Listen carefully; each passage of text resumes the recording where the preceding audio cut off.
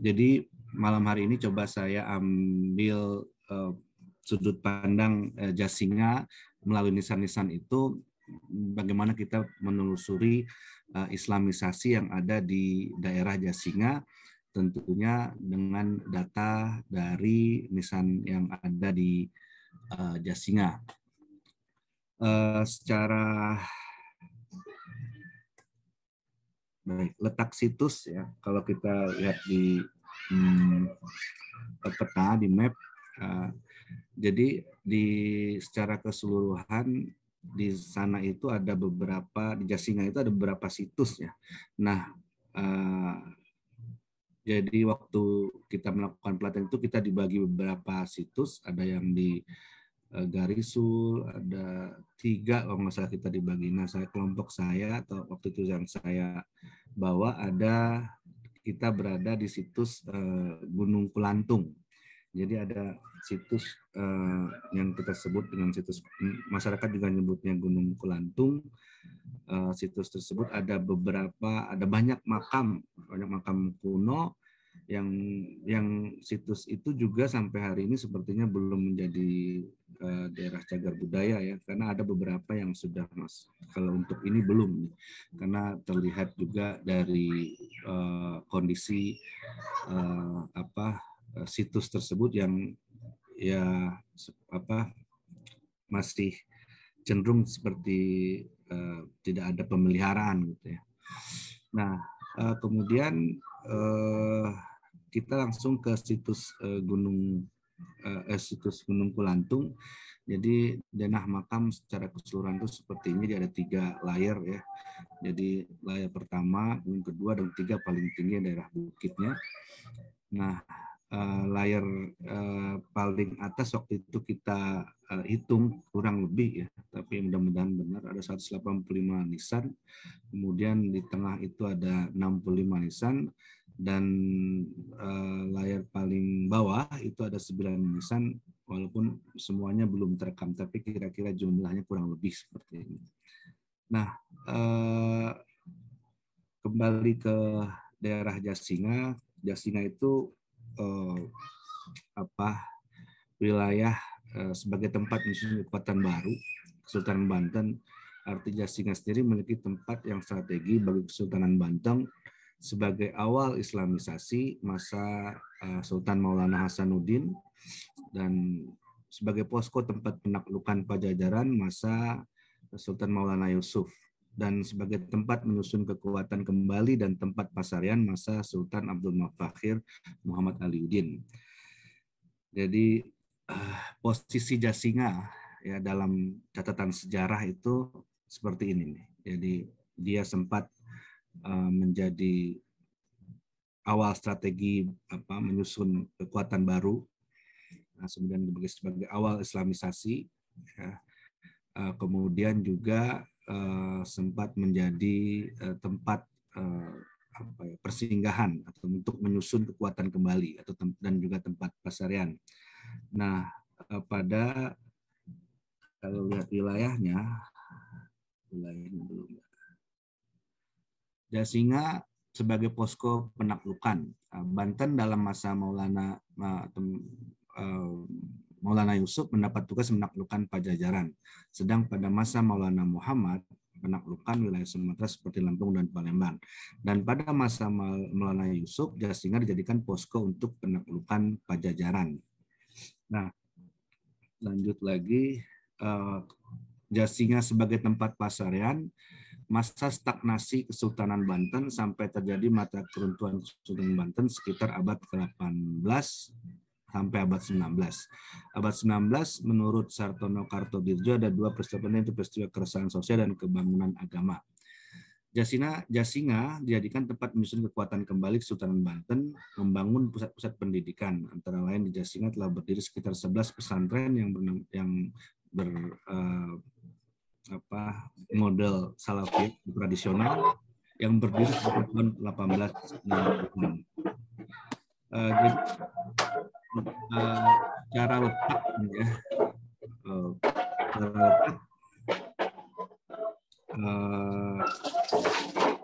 Jasinga ini ada di antara atau di perbatasan Bogor dan Banten.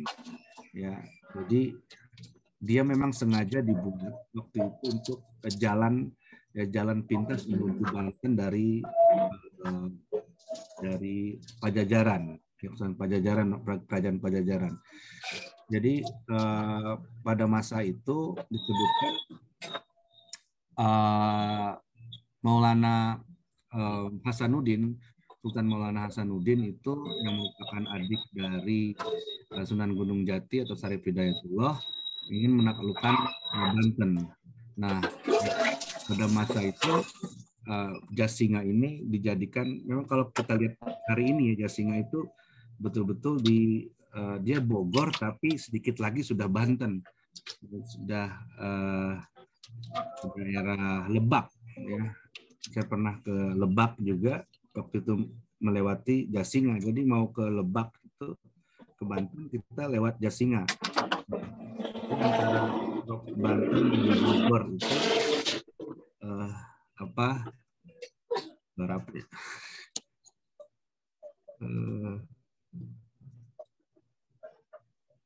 Antara Banten dan Bogor, jadi dibilang Bogor juga kalau untuk hari ini misalnya bahasanya orang-orang yang di Jasinga terutama perbatasan dengan Lebak itu udah mirip-mirip Sunda yang ada di Lebak. Jadi agak dibilang dia di antara Banten dan Lebak ini posisinya Jasinga ini. Nah, jadi kira-kira posisi Jasinga dalam catatan sejarah kita sudah saya sampaikan. Nah, sekarang kita mulai menelusuri nisan-nisan yang ada di Jasinga. Sebelum itu, nisan itu yang kita ketahui adalah berasal dari bahasa Persia. Nation dalam bahasa Persia itu yang berarti tanda. Nah, menariknya dalam bahasa Persia itu nisan yang berarti batu kuburan itu tidak dia sebut dengan nisan. Nah, kalau batu kuburan atau nisan itu mereka menyebutnya dengan dua kata, yaitu batu kuburan. Jadi bukan nisan itu dalam bahasa Persia, nisan dalam bahasa Indonesia kan nisan yang kita ketahui.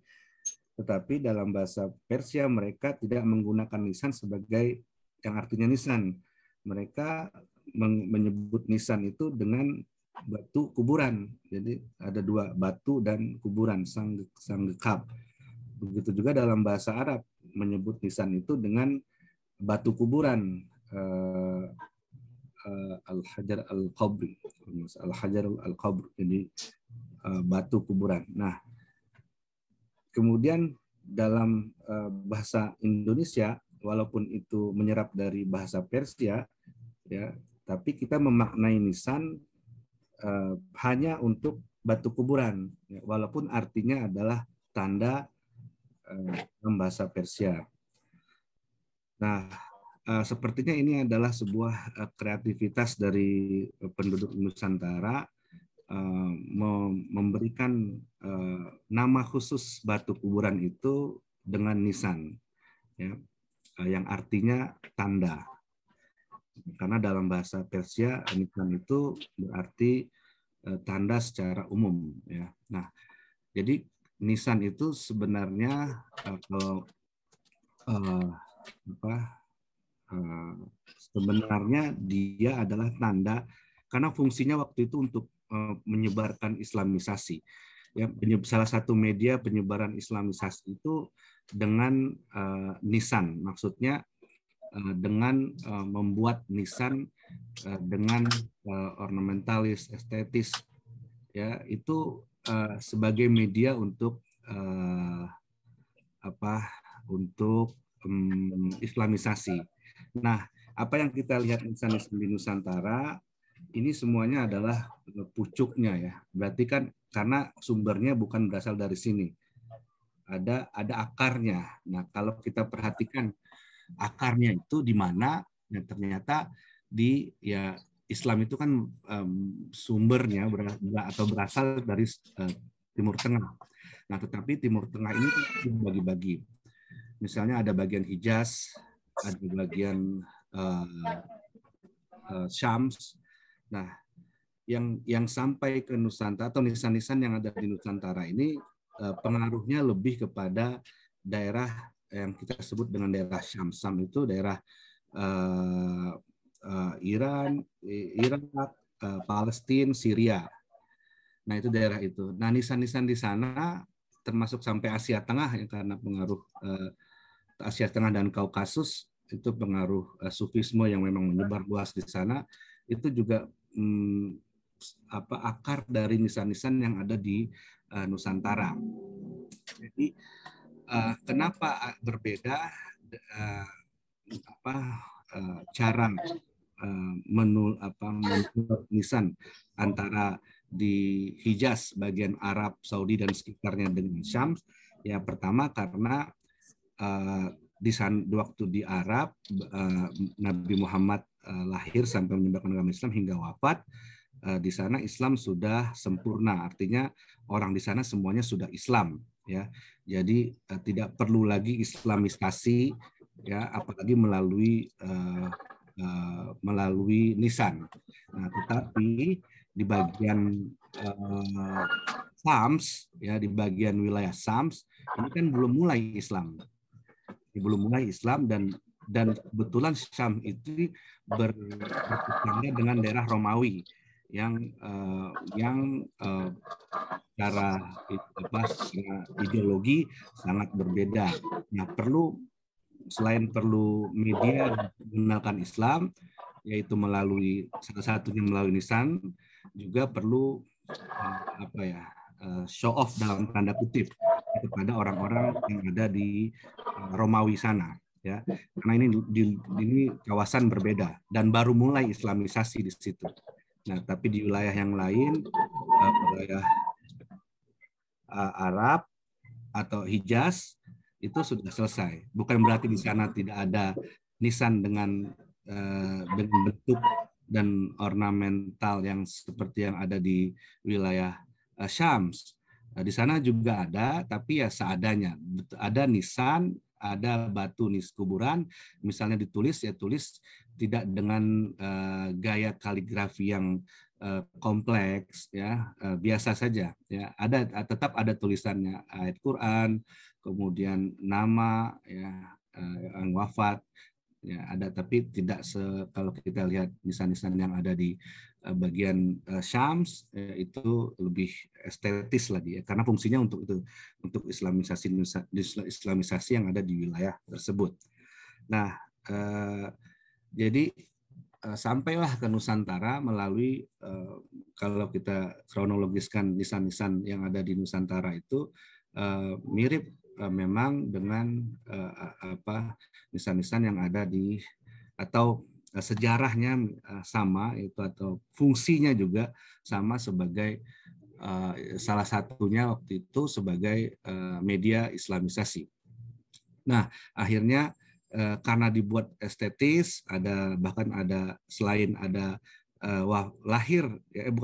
selain tanggal informasi tentang wafatnya orang tersebut, juga ada ayat Quran, ya, bahkan ada inskripsi berupa syair, ya, Nah, itu tentunya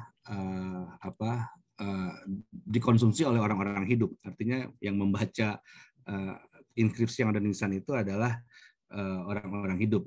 Orang mati tidak perlu lagi hal itu. Justru dia masih ingin orang mati, tapi masih ingin memberikan peringatan kepada orang yang masih hidup, melalui nisan. Nah, artinya nisan itu kalau kita simpulkan ya sebagai tanda untuk orang hidup, ya. Karena kalau hanya sekedar dia tanda orang mati, tanda buat orang mati, ya mungkin tidak sekompleks atau seestetis yang kita lihat nisan-nisan kuno pada nisan kuno yang ada di Nusantara khususnya.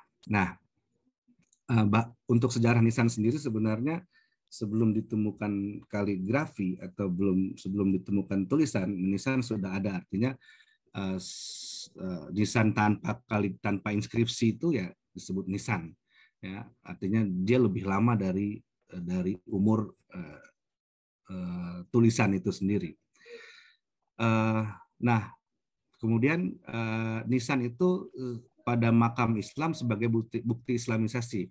Saya kira tidak bisa ditolak ya bahwasanya memang nisan itu tanda atau bukti otentik adanya Islamisasi. Ya sebelum ada Islam artinya di agama yang sudah ada sebelum Islam di Nusantara misalnya, tentu fungsinya tentu nisan ya, yang apalagi dalam agama selain Islam, misalnya Hindu dan Buddha, tentu memperlakukan jenazah itu tidak sama ya, dari awal dari dia meninggal sampai dikuburkan itu kan metode dan caranya berbeda-beda.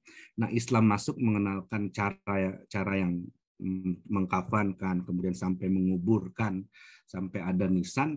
Nah, itu pasti ketika Islam masuk, artinya sebelum Islam masuk ya tidak akan ada.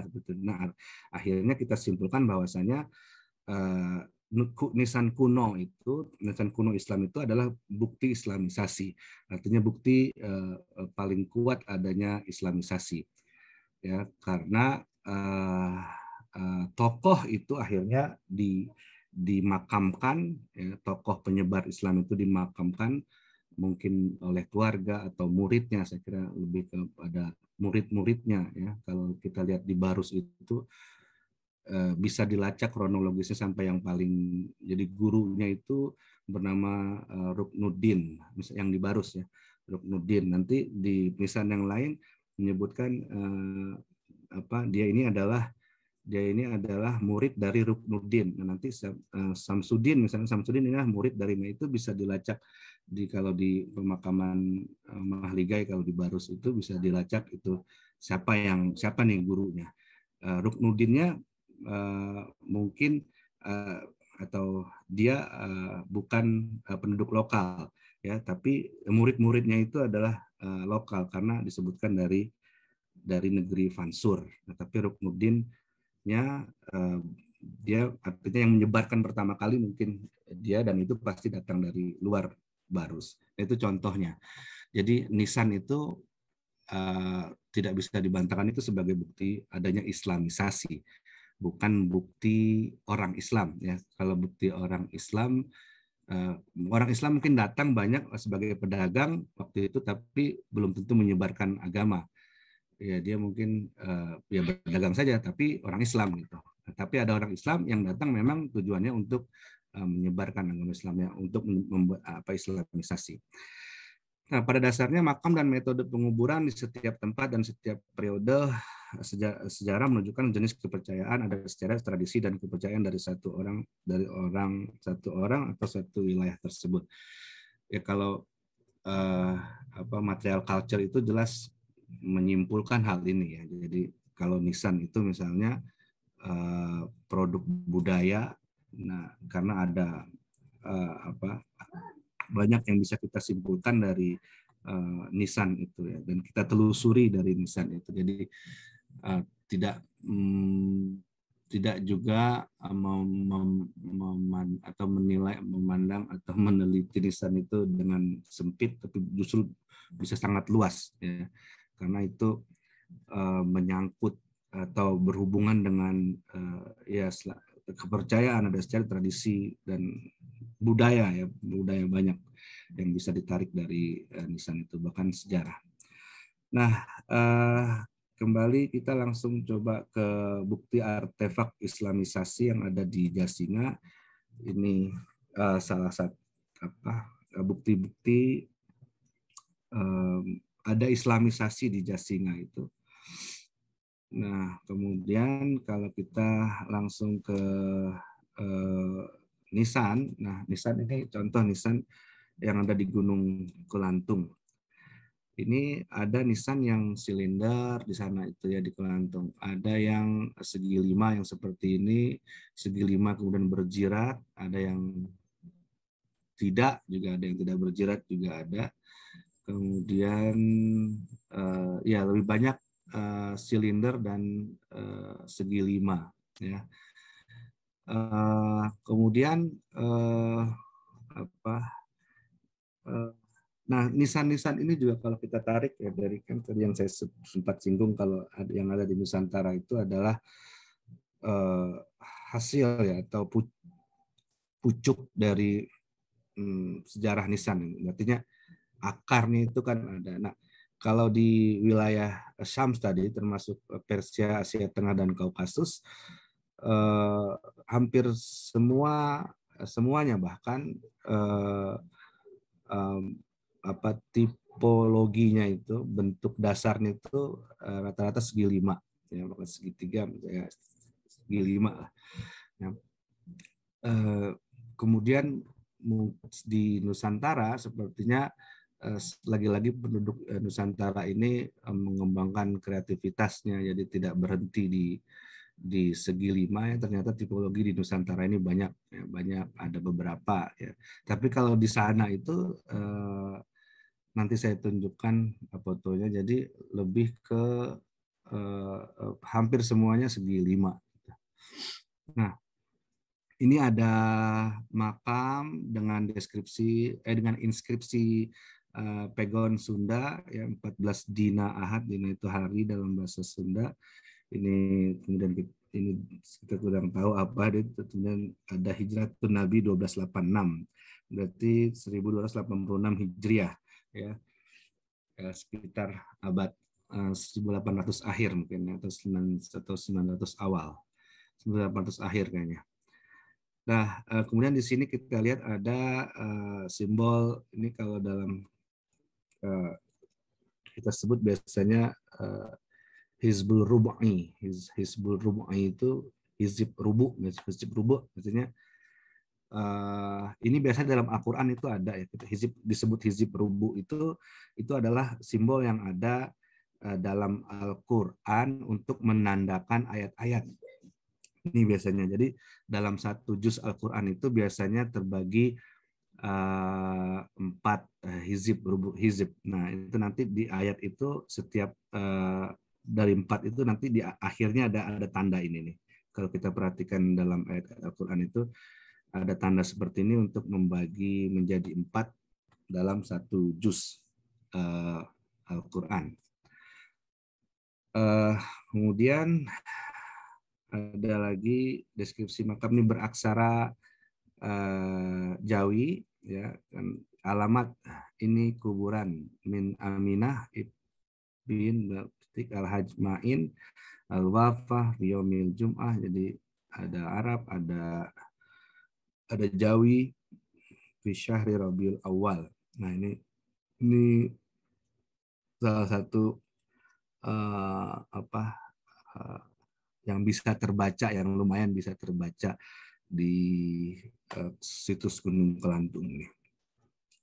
Kemudian selanjutnya ada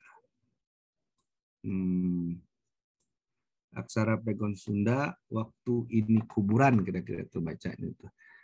Aisyah bintul Hajj. Nah, kemudian nggak terbaca lagi, terus bla bla bla. Jadi kondisinya aus yang masuk di sana. Apalagi waktu kita ke sana itu sempat ada kabar kalau daerah itu tanahnya sudah mulai dipatok-patok ya, patok-patok untuk ya mungkin sudah ada yang mengaku, dan akhirnya ada cerita juga begitu ada yang mau beli, mungkin investornya kemudian melihat banyak kuburan kuno, nggak jadi ya. Tapi patok-patok itu masih ada, artinya ke depan situs ini kalau apalagi sampai atau tidak terus-terusan bukan menjadi bagian cagar budaya, mungkin akan ya akan terus ya makin, artinya makin tidak terpelihara ya.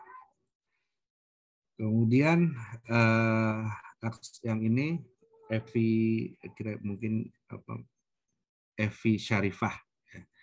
Ya, ini kalau ini pegon Sunda nanggalkeun di bulan Muharram malam Rabu hijrah Nabi. Nah, ini setelahnya kita nggak baca lagi. Lanjutnya ini yang gelinder, alamat kuburan min armaja langit babakan jasinga bani min ngabehi, ya, min ngabehi.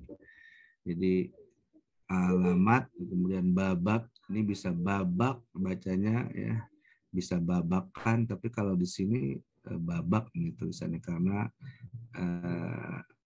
tidak ada huruf nun dan datar kaf itu, jadi babak. Mungkin dulu namanya desa babak, dan kebetulan di sana ada juga desa babakan. Ngabehi ini juga nama apa ya, salah satu gelar ya, gelar kesultanan. Kemudian ini Arab dan Jawi, hadza suhuk, ini nggak jelas. Ini entah mungkin bisa tuan atau tun ya, tun kan di Melayu itu ada tun ya, tun itu gelar juga tuh dalam Melayu. Tun Haji Somad, tahun bisa bukan tun.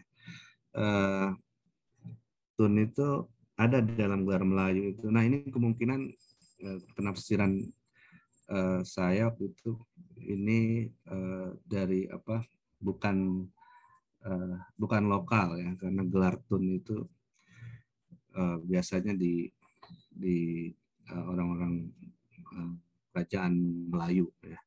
Nah, tadi kan ada Ngabehi, kemudian ada bahasa Sunda. Nah, ini kemudian dan ini apa aksaranya, inskripsinya itu berbahasa Arab, ada bahasa Arabnya. Nah, ini yang berjirat, ini yang di bawah, ini ada beberapa yang seperti ini nih, ini layar kedua kalau nggak salah, di layar sebelum bukit ya, atau yang paling bawah ya, nggak lupa juga ya. Terus sebagai penutup,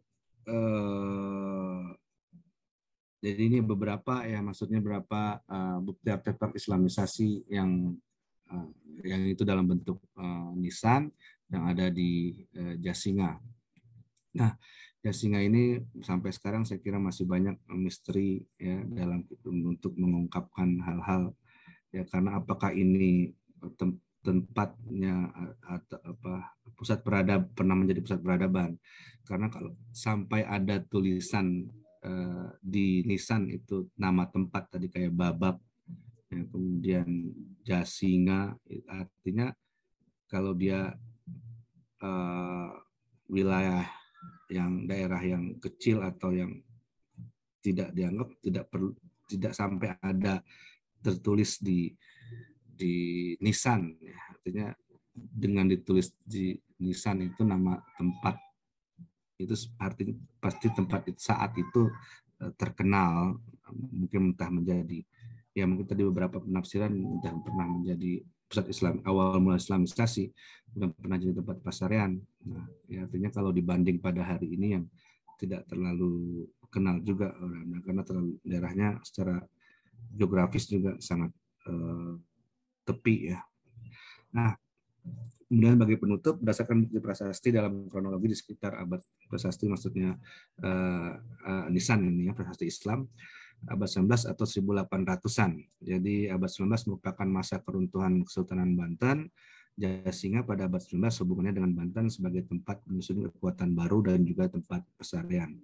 Nah, jadi dari tarikh yang ada di beberapa situs beberapa nisan tadi menunjukkan bertarikhnya antara ya sekitar 1800-an. Nah, pada saat itu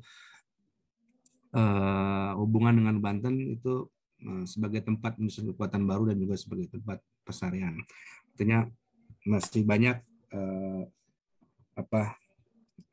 yang perlu ditelusuri lagi tentang peran Jasinga ini dalam sejarah khususnya Islamisasi yang ada di daerah tersebut. Ya, selain nisan, mungkin saya beberapa kali bertanya di sana, pernahkah ada atau pernah ada naskah gitu ya, Nah, biasanya kalau tempat penting, tempat itu penting, selalu ada naskah yang diproduksi dari wilayah tersebut. Ya selain Nisan. Nah, tapi saya bertanya, jawabannya belum menemukan. Nah, ini saya terakhir saya tunjukkan ini ada kumpulan nisan, ya, ini ada di daerah Mazandaran, itu ada di wilayah Iran. Ini komplek pemakaman Islam tertua yang ada di wilayah Iran. Ini yang tertua itu bertarikh masa Timurland. Masa Timurland itu berarti abad 14. Ya, abad 14. Ini komplek pemakaman Muslim.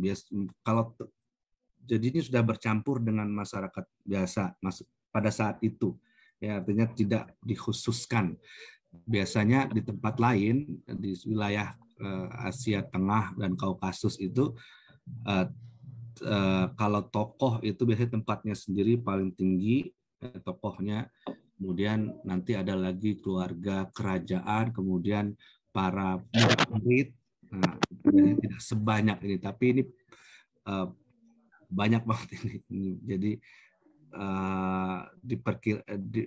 selain yang tokoh-tokoh di sini juga sepertinya bercampur dengan masyarakat biasa. Makanya di sini disebutkan sebagai komplek pemakaman tertua, ya, karena dia komplek, ya, bukan satu makam lagi, banyak banget ini.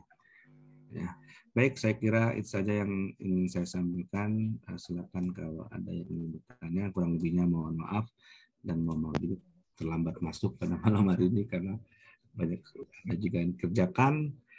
Baik, terima kasih Mas Ken sebagai moderator. Assalamualaikum warahmatullahi wabarakatuh.